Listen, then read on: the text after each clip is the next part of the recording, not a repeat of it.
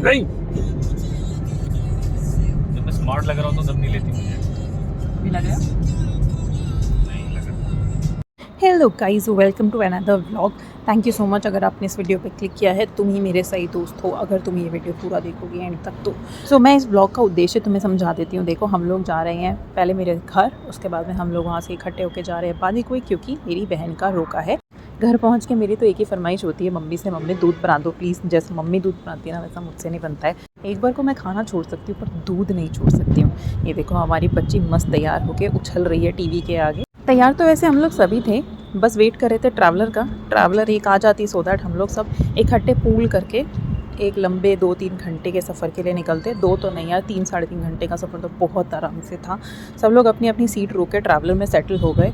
और देखो, बीच रास्ते में क्या क्या नज़ारे देखने पड़े हमें। बीच रास्ता भी नहीं पहुंचा था, पता है, रास्ता बस शुरू ही हुआ था। इस सफ़र में ना हमने असली हर्डल पार किए। सबसे पहले मिले हमें पहाड़, उसके बाद में हमने रेस लगाई ट्रेन से, और उस ट्रेन से भी रेस लगा के जीत जाने के बाद में मेरे अंदर इतना जोश भर गया कि मैं सो गई।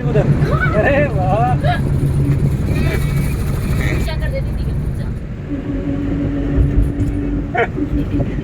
सारा दिन घर पे लड़ लेने के बाद में इन बच्चों में ना ट्रैवलर में ही बस एक दूसरे के लिए प्यार जगा, और यहाँ पे मस्त एक दूसरे पे प्यार जता रहे हैं और सब उन्हें देख देख के बहुत खुश हो रहे हैं।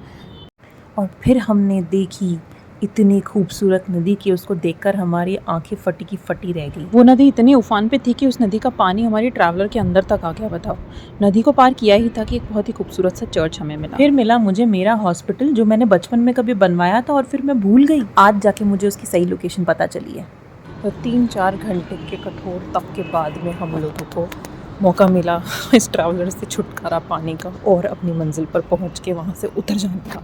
तो सबसे पहली चीज़, ट्रैवलर से उतर के सबने की अपने कपड़े और बाल सही। लंबा सफ़र करके फंक्शन अटेंड करने का भैया एक ही मतलब होता है कि आप फंक्शन अटेंड करने से पहले ही थक जाते हो। वहाँ पर पहुँचने के बाद में तो क्या था, सबने अपने अपने झुंड पकड़े, सब ढूंढ रहे हैं कि मेरे साथी कहाँ गया, मेरा साथी कहाँ गया।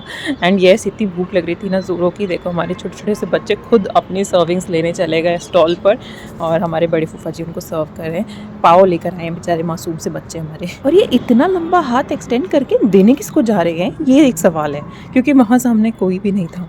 हम बच्चों को पेट पूजा करते थे, हम लोगों को भी भूख लग गई, तो सारी स्टॉल्स चेक करके खा पी के एंड में मैं आ गई कॉफ़ी पे, क्योंकि भैया शाम के टाइम पे दूध तो चाहिए ही होता है। अब उसमें कॉफ़ी डालो या चाय पत्ती, दूध चाहिए बस। वहाँ थोड़ी देर और खड़े रह के टाइम पास किया और थोड़ी सी बकर पी ली। उसके बाद मैं सोचा कि चलो थोड़ा काम किया जाए, तो हम लोग सब निकल पड़े, सारी बहनें मिल के काम पे।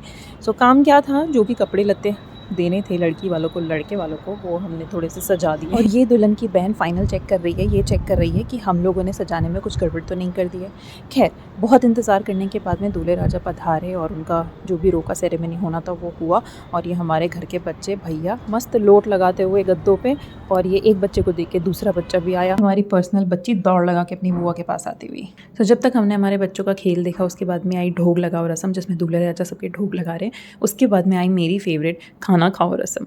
खाना तो खाने ही नहीं है, देखो आजकल के बच्चे आइसक्रीम ही खाने में लगे रहते हैं सारा समय। मस्ती से खाना खाने के बाद में हम लोग दूर खड़े होकर डांस देख रहे थे, और डांस देखते देखते कब हम लोग खुद भी स्टेज पे पहुंच गए पता भी नहीं चला। 5 मिनट तक तो मैं रजिस्टर ही नहीं कर पाई कि ये हो क्या रहा है। फिर 5 मिनट बाद मैंने डिसाइड किया कि अरे छोड़ो, सब अब स्टेज पे आ गए हो तो थोड़े ठुमके लगा ही लेते हैं।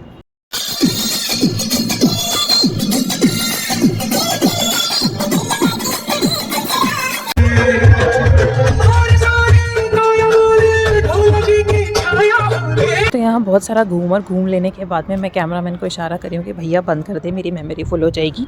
एंड में अब बारी आती है ऑल लेडीज़ वर्सेस द दूल्हे राजा। बताओ कमेंट सेक्शन में किस में ज़्यादा दम है। सारी लेडीज़ के बीच में सिर्फ एक दूल्हे राजा डांस कर रहे हैं यहाँ पे। फिर भैया पूरा हुआ हमारा नाच का कोटा। तो नाच का पूरा कोटा ख़त्म होते ही हम लोगों ने उठाए अपने अपने बस्ते और हम लोग चल पड़े। अब वैसे भी टाइम हो चुका था निकल जाने का, तो हम लोग अपने ट्रैवलर में जाके सेटल हो गए फटाफट से। सबको टाटा बाय बाय करा, और उसके बाद में हमने पार करी ये बंद दुकानों वाला बाज़ार, और फिर कुछ गुफाओं से पार होते हुए हम लोग पहुंच गए अपने घर सही राजी खुशी।